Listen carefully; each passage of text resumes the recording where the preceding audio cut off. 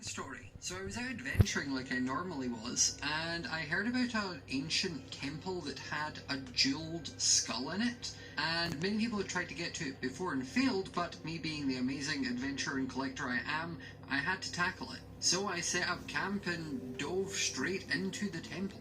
After hours, I eventually managed to find the room with the skull in it. The interesting thing about the skull, though, was I was told it would have two giant jewels in its eyes, but for some reason, it only had one, just a really big pink gem. After making my way across to it and narrowly avoiding even more booby traps, I managed to get my hands on the prized possession. After collecting my prize, I stayed up at camp sort of inspecting it. Nothing seemed out of the ordinary, just another thing to add to my collections. But I was really, really wrong.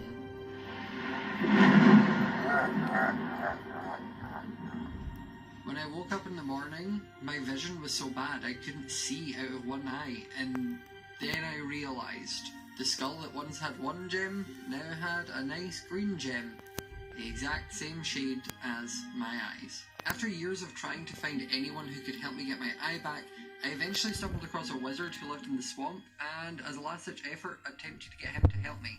He wasn't interested in helping me at first, but once I showed him the skull with the gems, something changed, and he became a lot more interested. He agreed to help as long as I'd let him keep the skull, but after all the problems this thing had brought me, I just wanted rid of it. So after drinking a weird mixture, I went to sleep, and then when I woke up, he was gone. The skull was gone, his items were gone, it was as though he'd never lived there.